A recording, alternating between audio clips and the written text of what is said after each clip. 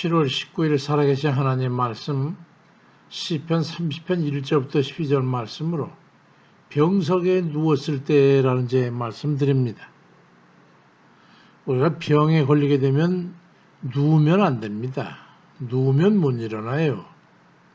그럼 눕지 않으면 그럼 뭘 해야 된단 말입니까? 병에 걸려 몸이 아프게 되면 병원에 가야 되죠. 그리고 검사를 하고 그 결과에 따라서 의사의 처방을 받아가지고 약을 먹든지 주사를 맞든지 수술을 하든지 합니다. 그래서 병이 나면 천만다행인데 그러면 하나님 감사합니다. 고백이 절로 나오게 되죠. 근데 암 같은 병인데 다행스럽게도 약으로 충분히 나을 수 있다고 그럽니다. 그럼 더 할렐루야라고 고백적 탄식이 터져 나옵니다. 그런데 아주 난감한 병에 걸려가지고 치료가 쉽지 않고 현대의학으로도 치료가 어렵다는 소견이 나오게 되면 낙심과 절망감에 사로잡게 돼가지고 몸져 눕게 되지요.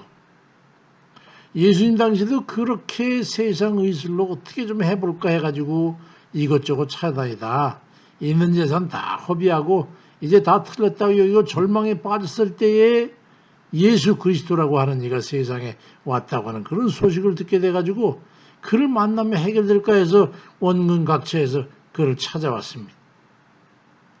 마가복음 5장 25절부터 28절에 보니까 12해를 철종으로 앓던 한 여자가 와서 많은 인생에 많은 괴로움도 받고 가진 것도 다 허비하고 아무 효염도 없고 도리어 더 중해졌던 차에 예수의 소문을 듣고 무리 가운데 끼어 뒤로 와서 그의 옷에 손을 대니까 이는 내가 그의 옷에만 손을 대도 구원을 받으려 생각함이라고 말씀하고 있고, 마태복음 9장 27절엔 두 맹인이 따르면 소리질러 이르되 다윗의 자손이여 우리를 불쌍히 여기소서 했더니 그들 모두 다 구원을 받게 됐어요. 고침을 받게 됐다는 거지요. 그런 건 마태복음 15장 20절에 보면 귀신 들린 딸을 둔 가나안 여인이 그랬고 또 10명의 문둥병자가 그러고 귀신 들린 아들 둔 아버지가 다 그렇잖아요. 공통점이 하나 있어요. 부르짖어 간절히 구한 겁니다. 그렇게 죽게 나온 이들은 모두 해결함을 받았어요. 병에 걸리면 우선 해야 될 일은 눕는 일이 아니라 어려움을 딛고 부르짖어서 간구하는 일입니다. 시편 3편 2절 3절에 여호와 내 하나님이여 내가 주께 부르짖음에 나를 고치셨나이다. 여호와여 주께서 내 영혼을 수월에서 끌어내어 나를 살리사 무덤으로 내려가지 아니하게 하셨나이다. 그리 말씀합니다. 히스기야가 죽게 된 병이 죽을 거라고 그러니까 그건 누워 있습니까? 벽을 대고 무릎 꿇고 앉아 기도했지요. 다음은 반드시 먼저 하나님 앞에 감사로 제사를 드리시기 바랍니다. 병원에 가기 전에 수술하기 전에 감사로 하나님 앞에 예배드리고 감사로 하나님 앞에 미리 연통을 넣어야 됩니다. 시편 50편 14절 이하에 감사로 하나님께 제사를 드리며 지존하신 이에게 내 소원을 갚으며 환난 날에 나를 부르라. 그러면 내가 너를 건지리니 네가 나를 영화롭게 하리라고 말씀하고 있고 시편 50편 23절엔 감사로 제사를 드리는 자가 나를 영화롭게 하리니 그의 행위를 옳게 하는 자에게 내가 하나님의 구원을 보이리라고 말씀하고 있습니다. 만약에 그러지 않고 하나님은 뒤처지고 자기 생각과 행동만 앞서게 돼가지고 그러면 시편 50편 20절 보니까 하나님을 잊어버린 너희여 이제 이걸 생각해라. 그렇지 않으면 내가 너희를 찢으리니 건질 자가 없게 될 거라고 말씀합니다. 이게 사람 의지하면 먼저 하면 안 되는 거예요. 이런 어리석은 이들은 병을 달고 살게 되고 병에 맨날 질질 끌려다니게 돼 있어요. 아무리 사소한 병일지라도 우선 하나님께 감사로 제사를 드리고 온전히 의지하시길 바랍니다. 그리고 반드시 철저한 회개와 자복함이 전제되어야 돼요. 아무리 기도해도 불통인 것은 하나님과의 사이에 벽이 있기 때문입니다. 그 벽은 하나님께서 원치 않는 일이 개재되어 있는 것이죠. 그럴 때 통에 자복함으로써 벽을 허물어 버려야 되는 거예요. 시편 51편 17절에도 하나님께 구하는 제사는 상한 심령이라 하나님이여 상하고 통회하는 마음을 주께서 멸시하지 아니하시리이다 말씀하고 있지 않습니까? 병은 치료보다 예방이 우선이지요.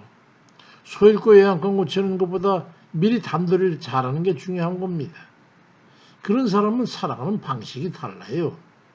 시편 41편 1절 4절에 보니까 가난한 자를 보살피는 자에게 복이 있으며 재앙의 날에 여호와께서 그를 건지시리로다.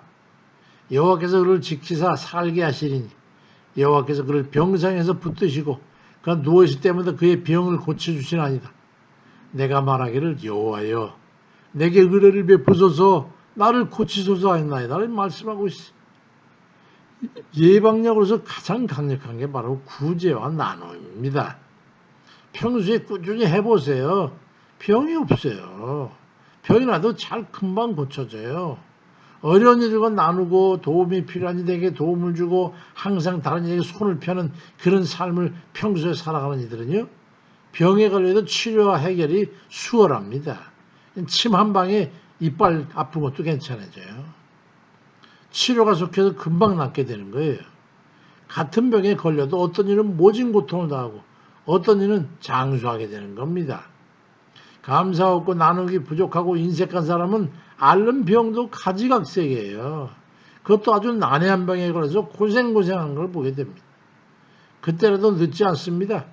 어려운 이들 돌보는 삶의 습관을 그제라도 가지시기 바랍니다. 진심을 가지고 남은 삶이라도 잘 살아야 되지 않겠어요? 감사와 나눔이 없는 이들은요, 받게 될 은혜도 없다는 것을 반드시 기억하시기 바랍니다. 그것부터 회개해야 됩니다. 출애굽기 15장 26절에 이르시되 너희가 너희 하나님 나 여호와의 말을 들어 순종하고 내가 보기에 의를 행하며 내 계명에 귀를 기울이며 내 모든 규례를 지키고 내가 애굽 땅에 내 모든 질병 중 하나도 너에게 내리지 아니하리니 나는 너희를 치료하는 여호와임이라 말씀합니다. 오늘의 말씀을 꼭 적어 놓으시고 평소에는 구제와 나눔을 통해서 예방치료를 꾸준히 해나가고 병석에 들었을 때는 부르짖어 간구하는 것이 먼저고 원망과 불평을 버리고 감사하면서 하나님과 사이 영적으로나 심적으로나 정신적으로나 육체적인 걸림돌을 통해 자복함으로써 하나님의 마음 문을 열고 해결한 바인데 그런 일이 되셔가지고 건강하고 평온한 여생을 살아가시길 주의 이름으로 축원드립니다. 아멘입니다.